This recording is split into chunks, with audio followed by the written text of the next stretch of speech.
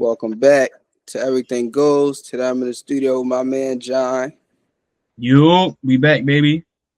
Got my man E in the studio. Yes, sir. We back with another episode. Shout out to the guys. Uh-huh. And we're gonna jump right into it with MOTD, moment of the day. I'm gonna start with you, John. What was your moment of the day for the games from Sunday? Moment of the day gotta come from the Eagles. We had a big time dub, and the specific moment is Jahan touchdown. When That was Jalen just threw a beautiful jump ball, leaped over Cuz mossed him, and it was yeah. It was a great deep ball. You tripping? That's my moment of the day, though. got you. What about you, E? I would like to go on the record and say my QB won the under threw that pass, but it was a tutty. So shout out to the guys. No, My moment of the day come from the same game though.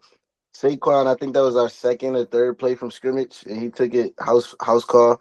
That House set a call. tone for the game, and it was good to have Saquon with I think that was his first carry of the season, over 50 yards. So he set a tone for the game, and it was built from the jump. Mm-hmm. So surprisingly, my moment of the day is not positive. Like you guys, I'm gonna keep it real. My Sunday yesterday was not good. My moment of the day from Sunday yesterday was watching Caleb Williams throw an interception inside his own 20 after driving down the field after being down 10 to the third string quarterback. Drove down the field, scored the touchdown. Now they only down 3. The defense go out there, get a 3 and out. They put the ball away, and what do? You get them right back the ball, and the rest is history. That was my moment of the day. Yesterday was crazy. Caleb Williams, you need to talk to me. And I like, cashed my ticket out. When he threw the interception, like, I went to the I went to the Fanatics app and hit cash out and confirm cash out, and I got $1 profit. I like, live to bet another day. I gotta crazy. see because yesterday was unacceptable, unacceptable. But yeah, moving on to our first game of today, catch or pass, and the first statement for catch or pass: the Broncos are legit contenders. Ah, Uh, huh? I hear you laughing, John. That's crazy. Nah, I'm gonna go. They gotta be legit contenders. I think Loki, like when we talked about, I think we talked about last week, the best team in the NFC and the AFC. And Ian was like, "Yeah, I mean, I don't really have an answer because nobody's showing me." But I think as far as the AFC landscape goes, I'm gonna catch because as far as the AFC landscape goes, like it's not too many people playing better football than the Broncos. Like they're 6-2 right now. Their defense is very good. Bo Nix is playing at an okay level, and I believe some of his stats might be inflated because of the game they played against Dallas, the literally worst passing defense in the NFL. But their defense is like that. They have a good head coach in Sean Payton, and their running game. They have two good running backs, J.K. Dobbins and R.J. Harvey. And I Mm-hmm. think with that complete team, they can be contenders. Especially you look around, you got the Chiefs are going to be what they're going to be, but nobody else has looked like legit to really say, "Oh, you top dog." Josh and them, they still kind of at the top. They just put the beats on the Panthers, but they're going to be there. The team that we thought was going to be there, the Ravens, are not there. You look around the league, it's not too many people, especially in the AFC, who say are legit contenders. So I'm gonna catch this. Got you. What about you, E? I think that I'm catching this. I think that the Broncos are the best team in the best division and the best conference. So I think that even if you argue that the Colts are a better team than them right now, I think that the AFC West, which is the division that they play in, is the best division in that conference. And so to be 6-2 in that division right now, but they still got a little bit of road work ahead of them, and they got some division games coming up. So we'll see. Maybe the Mm-hmm. Chargers get a little bit healthier, but I think that right now, like you said, you'd be a fool to not consider them contenders at the moment. Got you. So for me, I'm gonna make it 3 for 3. Keep it quick. I'm also catch this train. I definitely think the Broncos are contenders. Just what they've been able to do these last couple weeks. You got the 2 fourth quarter comebacks. What was it? 2 weeks ago, they scored 33 points in the fourth quarter. In the fourth quarter. Before that, they scored, what was it, 21 against y'all in the fourth quarter. So they had 2 fourth quarter comebacks. And then on top of that, you look at their defensive line. They got the most sacks in the NFL. they pressuring your quarterback the second highest rate, and then you turn over to their offensive line. Their offensive line has given up the least amount of sacks in the NFL, and they are allowing the least pressure to get to Bo Nix. So he literally has the best of both worlds. He doing what he has to do on the offensive end, and his defense is holding it down. So yeah. Moving on to the next statement for catcher pass. This Eagles offense has found its rhythm. And I see the face. I'm gonna start with you, my man. What's up? I'm not catching this train. I'm a pass. I'm a pass. I think that the what the last 2 weeks look like are more about our opponents than what we've done internally as a team. I'm Mm-hmm. not going to say that 2 weeks ago was a fluke, but I think that I need to see Smitty and AJ dominate in terms of targets and yardage as well for me to be convinced that that's going to be continuously working, mechanism. And then in terms of yesterday for our running game, yes, Saquon finished with 150 yards, but the first play, like I said, or second play from scrimmage, something like that, was 65 yards. So that's 65 of his 150. And then outside of that, on one of the breakaway plays at the end of the game, he actually pulled it. It looked like he pulled his hamstring. So we got to see what that looks like for Saquon in terms of him being inserted, back into our lineup. How long will he be out, and what does our offense look like in between now and whenever he does come back? So even though I'm not concerned with our future right now, I still don't think that we found our rhythm and we know everything of what's our strength and our weaknesses as an offense right now. Got you. What about you, John? So I'm a pass, but I'm a rebuttal that by saying the Eagles have not found a rhythm, but I think Jalen has found his rhythm. The past month, I feel like Jalen has been playing great football. If you go back to even we took 2 L's in a row, the Broncos and the Giants, Mm-hmm. but even in those games, Jalen played well. And then you look at the past 2 weeks. Last week he threw for 330. He threw for 330 against the Vikings with 3 touchdowns. And then this week, although he was only 15 or 20 for 180, he threw 4 touchdowns. He looks comfortable. He looks comfortable on the offense, and he's making great decisions, the right reads, and he's gotten us to got us 2 straight wins. I'm not gonna put too much stock because, like Ian said, the strength of our opponent. Like this week, we played the Giants, although we just lost to them, but they were without Scat that got hurt during the game, and then they are 2-16. Let's be honest. And then last week we had the Vikings against Carson Wentz and the depleted team. So Got you. So for me, I'm gonna catch this train, but I'm gonna put an asterisk next to it. I know you got the Saquon concern. That's a valid concern, but the only reason why I'm catching this train is before the last 2 weeks, I have not I haven't seen the Eagles offense play a complete game. Now you can say it was due to the opponents, like you pointed out in when you went, you said it was you not going to catch the opponents that they played. They wasn't playing the top of the top each week, and they offense still wasn't able to put together a complete game. I just seen them do it for 2 straight weeks. And I would like to think that the offensive coordinator has kind of found himself, and I want to say he knows what he's doing more than he did in the past couple of weeks, because he had to do something for them to be able to play two complete games that I have not seen them do up until what week we in? What is this, week 8? this Yeah. And week, they just now played a complete game last week.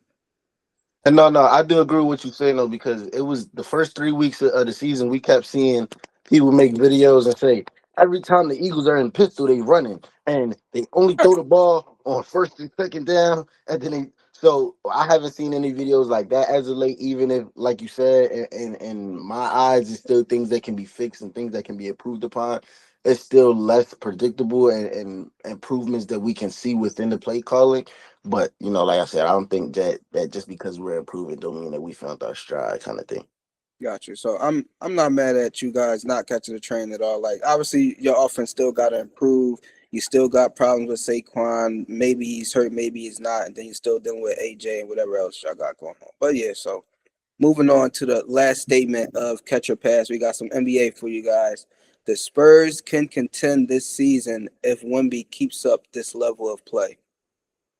All aboard! Yeah. I'm yeah, you catching just this John. I'm catching this John.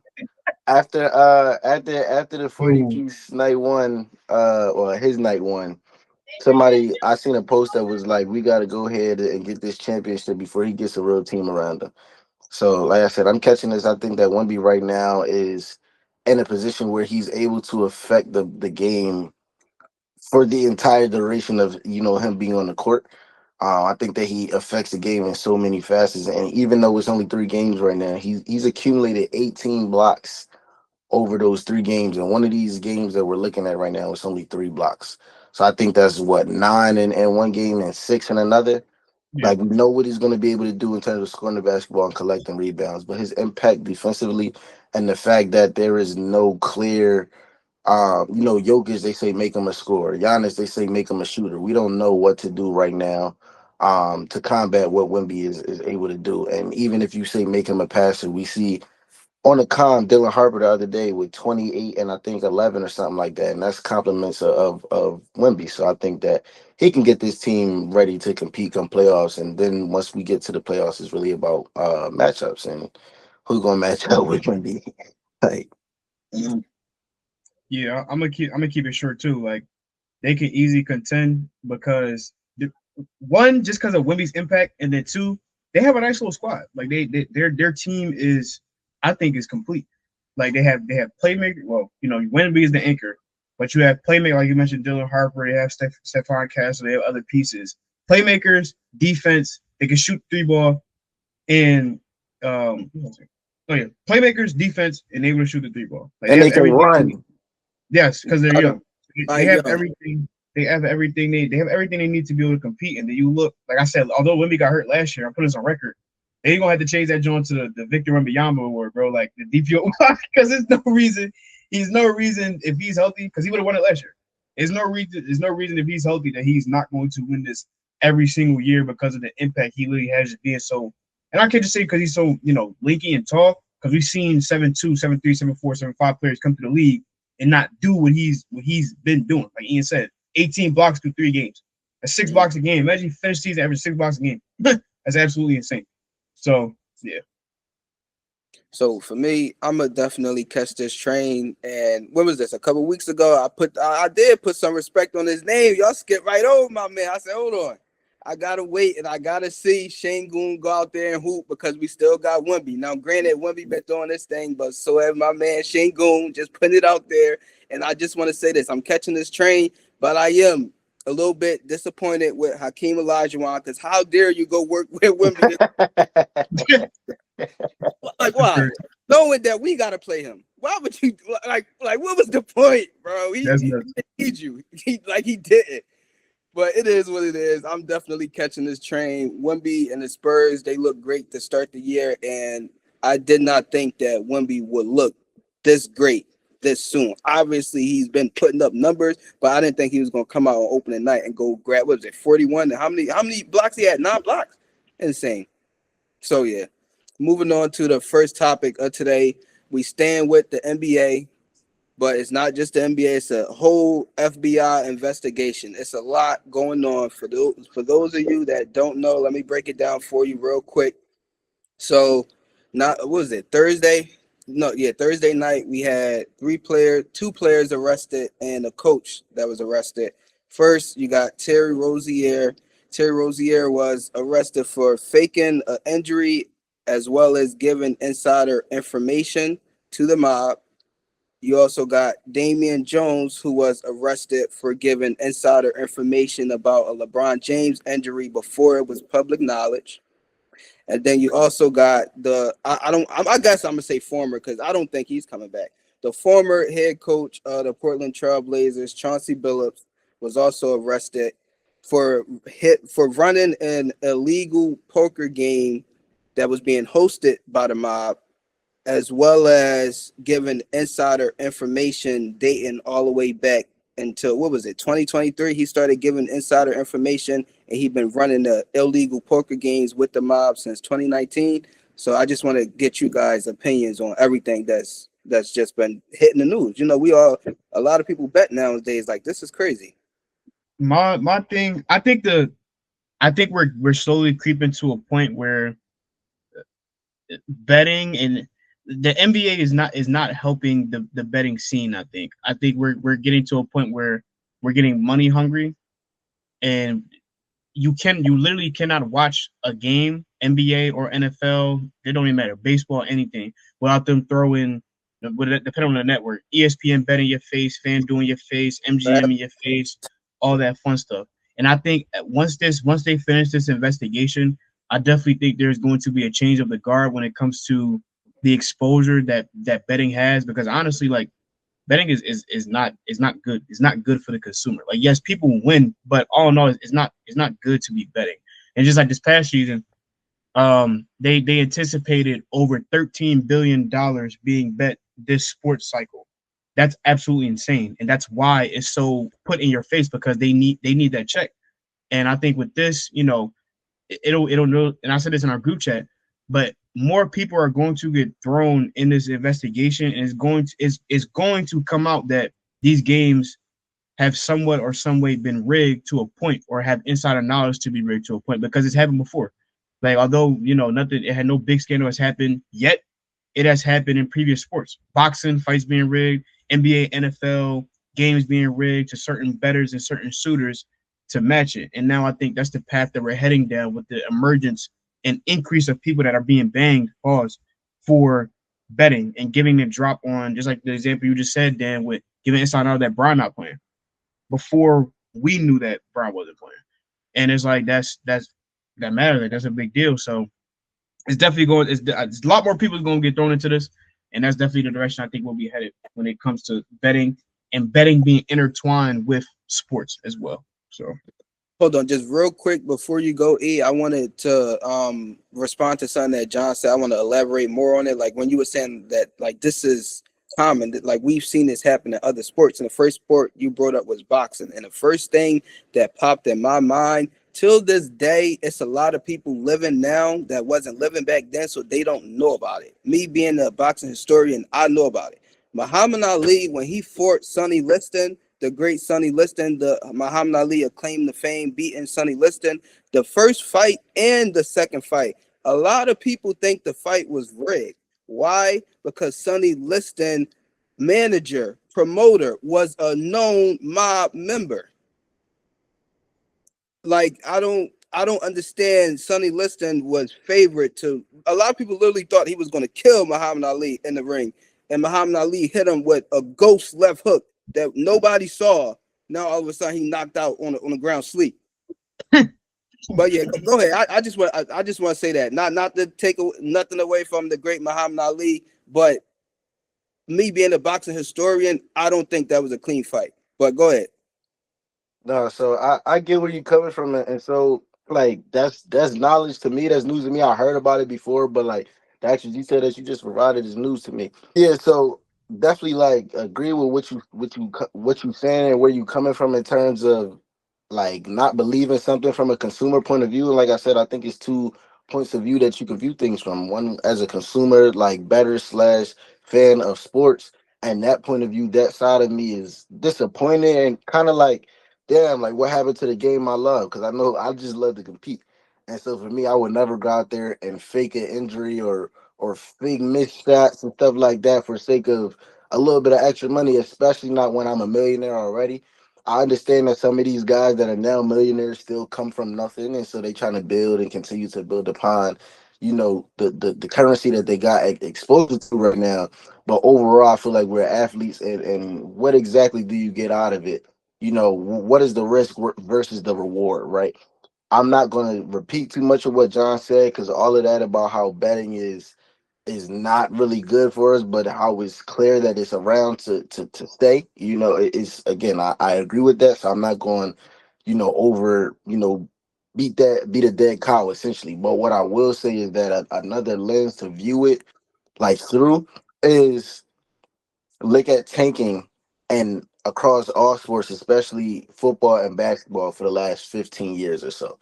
Right. You got owners and GMs who make money off of things that don't involve winning sometimes. And if you got an owner that does not care about the success of the football team or the success of the basketball team, but simply about money that's being collected, they'll say, okay, let's tank. We don't have a chance to, or the chances of us winning this year are slim to none, or we don't have the big name player to sell out arenas on the road to X, Y, and Z right now. So let's tank. Let's tank so we can get this big name guy that's about to sign with Nike or sign with Adidas or sign with Under Armour. Let's tank and get them. And then, maybe it's two or three guys on the team that's okay with that because of the point in their career that they are in. But there's other guys that don't have a career locked in yet. They might have played one good contract and now they sign for this one, but after this contract and you ask them to tank, they might not be able to go re-sign somewhere else. And so I look at it from a point of view of, well, how is it fair for owners to, be able to dictate the level of competition that a team or a player and like people have vocalized this as well before. They don't want to win over there. They told us not to do this, or we've seen last year John Collins not playing a certain amount of minutes. They say he was on minute restriction because of injury all year, but it turns out that part of that was them not trying to place too high at, trying to tank to go get Cooper Flag. So how is it fair that an owner who's controlling all of the money in the arena, all of the money on the team, those kind of things, how is it fair that he can say lose so that we can make this kind of asset to my team, but then expect the players to sit back and say, okay, like it's rigged in this sense, but I won't involve money, from this point of view. I think that that's kind of a tricky situation. And even though two wrongs don't make a right, I think that something has to be done, from the top down, to tackle the issue of betting and just the outside noise of sports. I think that sports need to be the matchups for tonight. Whoever's available is playing. Whoever isn't is sitting on the side, and whoever wins this game, that's what we writing the wins and the losses in the column book. So I think that if we cracking down, it got to be from top to bottom, and we can't just focus on the players who are trying to monopolize this ugly side of the business that we are being exposed to right now. Gotcha. So before we get off this topic, I'm gonna first respond to what you just said, Ian, and then I want you guys to answer two questions for me. So first, Ian, I agree with everything that you just said. It definitely starts from top to bottom. And just looking at in recent years, I know you guys remember this. This was just what 2-3 years ago. Brian Flores, he's still in process of taking the Mhm. Miami Dolphins owner to court. And why? Because he said that man asked him to lose games so that they can get a higher draft position to draft a franchise quarterback.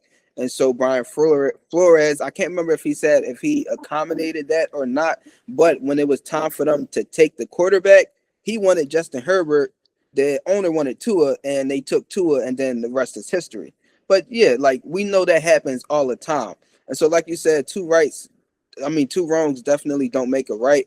But looking at it from the player aspect, I'm gonna just talk about Terry Rozier. I don't know if this is the case or not, but just speaking of what I've seen in the past and what I know does happen and can happen, a player like Terry Rozier, he probably had what that one big contract when he went to the Charlotte Hornets. Outside of Mhm. that, he hasn't gotten any real money. If he been gambling all these years consistently, it's people that have a lot of money and then the regular average day people like me and you that can get addicted to gambling. So it's very likely that he got addicted to gambling and got in a hole in which he wasn't able to get himself out of. And so the only way to get himself out of this hole was to share this information to these people so that's the way they'll be able to win their money back. Or, bet on my unders and I'm a fake an injury. You get what I'm saying? That type of stuff that's in his control. He can't pay them the money out of his pockets, but he can go get them the money by doing stuff like that.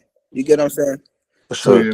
yeah. And so the two questions I want to ask you guys. The first question is, do you think more current players and current head coaches will be named and will be arrested in the following weeks or months? And secondly, what do you guys think about the FBI and US Congress asking to speak to Adam Silver? When is it? In December they want to speak to him?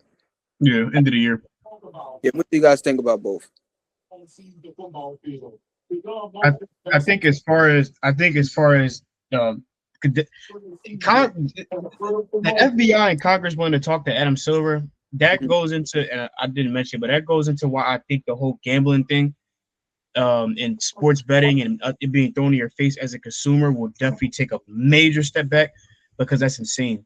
And I think at this point, and I just seen a highlight the other day. It was talking about the mob ties run a lot deeper in the NBA than we actually think. It's just because we don't know. And I believe that they know at this point in time, they know a lot more information than that has been revealed to the public because that's just how the FBI operates. Like they don't put everything out to the public. They invest in. That's why you get hit with Rigos. That's why you be cooked because they gather in all the information that they need and then they throw it at you. So I think for with them wanting to be with Adam, the commissioner of the NBA, a part of that is like, yo, we about to y'all drawing like the NBA is drawing right now. We got whatever that they have as far as information when it comes to gambling inside the sport. Present that to him in some way, shape, or form, and then we'll go from there. But I think it is a very crazy look for the NBA as as players, as coaches, as a commissioner, and any as a consumer being able to look at that because, like Ian said earlier, what happened to the game that I love? Man, we supposed to be out here hooping in good conscious hooping. I can't think of the other word, but like good conscious hooping. And now we got to deal with this. There's already so many external things that happen in the NBA season. Now Mhm. we got to deal with this distraction as well. And then as far as people that would end up getting jammed, I think uh, it's really hard to say. Like it's definitely hard to say. I feel like not everybody it has gotten caught, but I don't think it will be groundbreaking players if it is. Like I think it would be more players like like Terry Rozier, Like a like role, Mike. I forgot Michael Porter Jr. brother name, but the guy that got kicked out of the NBA a couple years ago. That was Dante Porter. he, Mhm. yes, Najee Porter. It will be people like him that's been flying in the radar because they suck, and we just don't care because they're not that good. So it's hard to say if it'll be a lot more so current players and coaches, but I do think it is going to be some for sure. No, I agree. I think that in terms of players and coaches involved, I think they'll definitely begin to, the lights gonna turn on and they're gonna scary a little bit. I don't think that has been anybody besides Terry Rozier, and even still, like it feels normal now. But when his name first started, coming up and stuff, we was all, appalled and surprised. It wasn't until we started to see clips, because again, who was watching Hornets basketball? But once you start seeing clips and highlights, it's like, oh, like they might get his ass. But I think thus far there hasn't been a name announced, especially regarding NBA specifically, that we have said, oh yeah, that makes sense. Like we thought that you were gambling, or we thought that you were rigging games. Even as far as Chauncey Billups, and even if that's more home base in terms of poker and those type of tournaments in his house, as opposed to sending pics or sending stats and stuff like that. I still think like John said, the FBI knows more than what they're leading us all to believe, and so those things are will begin to reveal themselves. In terms of the FBI and Congress requesting to meet with Adam Silver, again, I feel I got mixed emotions about it, because on one end, again, I think that the damage that betting is doing, especially to us in the U.S. specifically, like the access that there is to it in 2025, because of course you could always gamble, of course you could always go to a casino, you could always place tickets and stuff like that, sometimes at corner stores, or people had player pools that they were betting in at work. It's too many sites right now. It's too easy to create a gambling site. It's too easy to create a bonus or a offer, or a extra amount of dollars, to incentivize someone to come and not sell their life over, but be addicted. You get hit one time, and it's like, oh yeah, I found another outlet to money. Some people this is an addiction, and some people they feel like it's really a way to get to their next check. So in that sense, I do feel like something needs to be done to protect the consumer. But I also feel like on the other side of that, there is this United States and Congress tendency, FBI tendency to control money that they feel like gets too big and gets too far out of their control, and to an extent of people that they do not plan to be millionaires and billionaires becoming that. I think that they acknowledge that there are people right now who are betting that have figured it out, whether that be by stat or analysis, or by figuring out what who, being connected to whatever mobs is rigging these bets right now. There are people that have become millionaires, or people that have changed their lives, people that have retired, people that have never gone to school and now have an abundance of income because of betting. And I view part of it, I view Congress and FBI's involvement in a similar sense that I view U.S.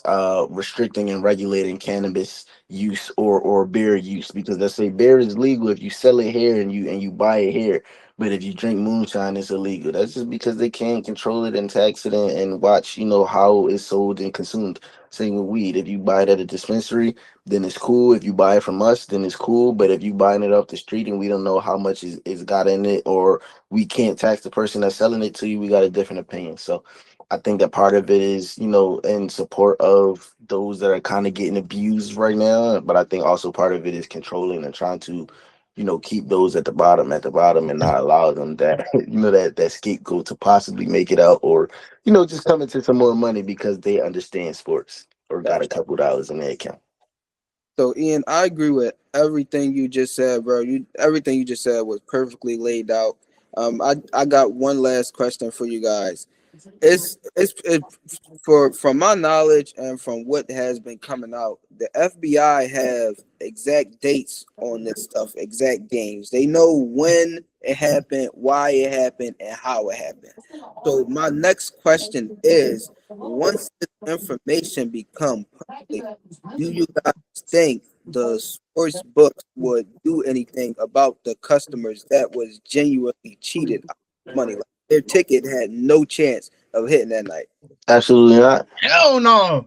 I think it's Hell going. I no. think you'll find a couple. You'll find a couple customers. Like, I don't know if y'all saw. Well, I know y'all saw because that though he could predict the future and bought the ticket to the last Lakers game of the season and then tried to sue Bron for what. Like, you gonna have your super fan that go out there and he's informed and try to find some kind of loophole to sue and say, okay, well, y'all said blah blah, and on this day, but then you got your casuals like me that I'm not going to research none of them tickets that I lost. I'm charging it to the game. Right, it is Yeah, what it is. like most people going to count their losses and just hope for the best moving forward. But that one or two casual that feels like doing the extra research and pushing it, they might go win a settlement.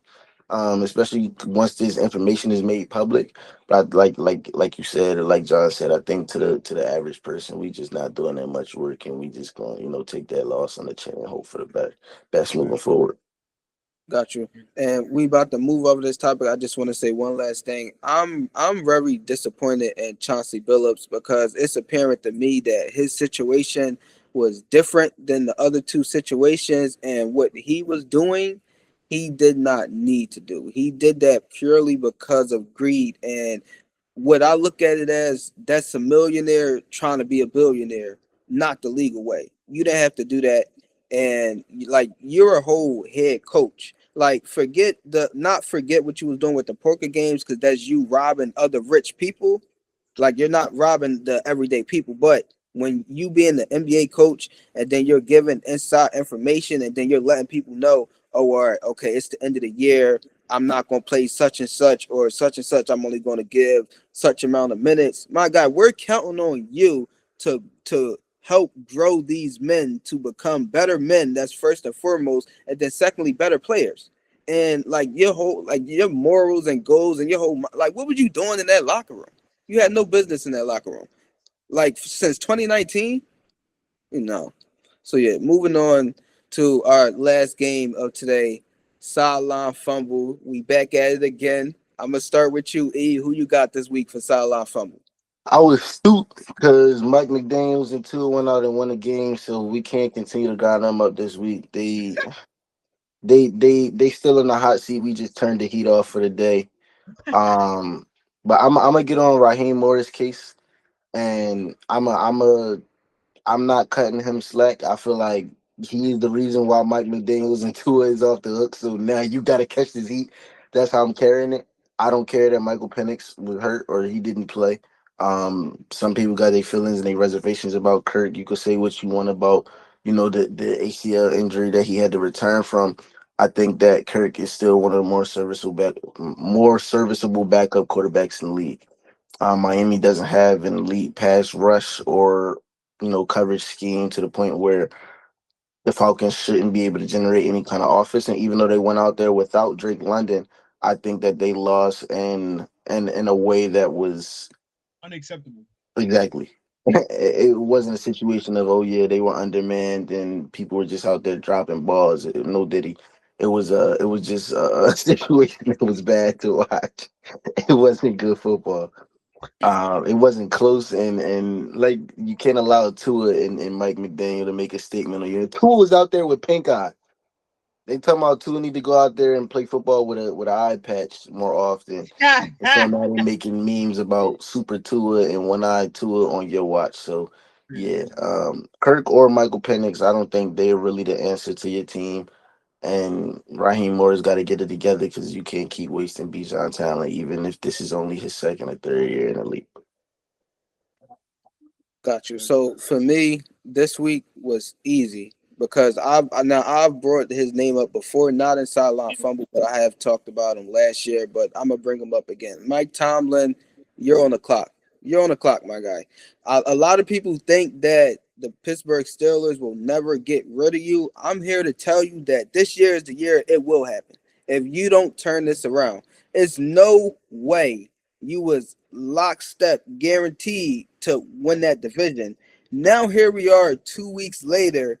You only lead by one game. The Ravens just won yesterday. The Bengals, thankfully, the Jets beat the Bengals yesterday because if the Jets did not beat the Bengals yesterday, the Bengals would be number one in the division because they got the tiebreaker over y'all because they beat y'all. They're one game behind y'all with the tiebreaker win over y'all. The Ravens just won yesterday with Tyler Huntley. You got Lamar coming back. Y'all was like, really? Mike Tomlin, how you go out there and you play a Bengals team in which their running backs, they was ranked 30th in rushing, and they go see you and he go have 100 yards. Where was your defense that night? That's your calling card. Joe Flacco looked like Peyton Manning. Like what was your defense? Where were y'all at? And then last night, you got Green Bay. You're at home. This is supposed to be Aaron Rodgers' revenge game. He's pumped about it, obviously. Aaron Rodgers wasn't even a problem last night. Aaron Rodgers played good last night. Your defense just couldn't stop nobody. It was bombs away. 21 points in the 20 fourth straight quarter. completions by Jordan Love. I get it. You're not playing DB, but you calling that defense. How you let him get 20 straight completions and they was not all screen passes? He was throwing it down the field. Come on. Like, if y'all some way, somehow don't win this division and miss the playoffs, even if y'all do win a division, you got to go win me a playoff game. You haven't won a playoff game since 2017.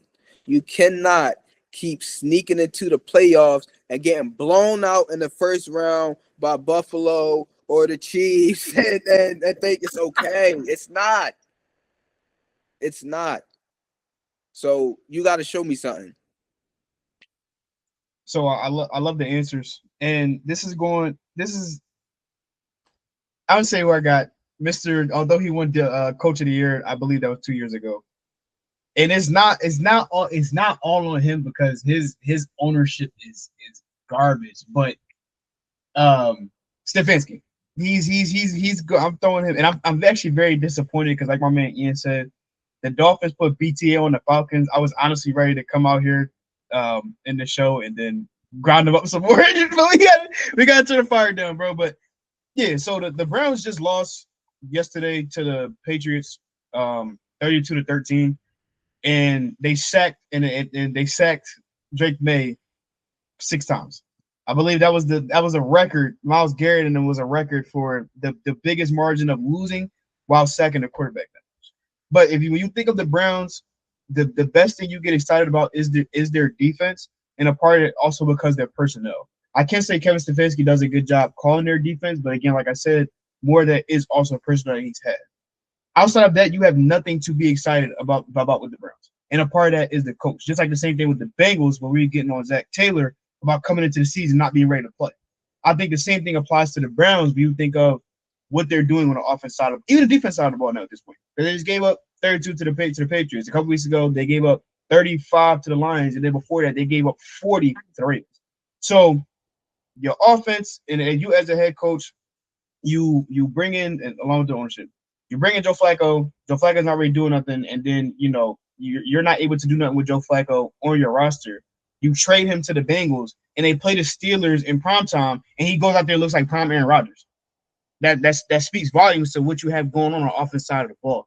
And I just think at this point, you gotta switch it up. Like just how we look at some coaches run a league, like Mike McDaniel. Although Mike Tomlin obviously has been there for a long time, it's time to switch it up based on the performances and the product that's put out there on the field. And it doesn't like what Ian said with the Dolphins coming up with a win, and why it makes what the coach that Ian said look even worse. Because last week, this team and this coach I'm talking about beat the brakes off the Browns and picked 2 off 3 times, 31-6 against the Dolphins. And they come up this week and beat the Falcons, whatever the score was. I don't even know. So Mr. Stefanski is tricking it off. He's on sideline football for me this week. So yeah. Next week, I'm sure Mike McDonald will not be safe though. So we'll be back to our regular schedule slander. You ain't McDaniels and Tua. You saved your job for another week, and that's okay. I'm proud of you. You played a hell of a game. You know what? You did, and it's okay.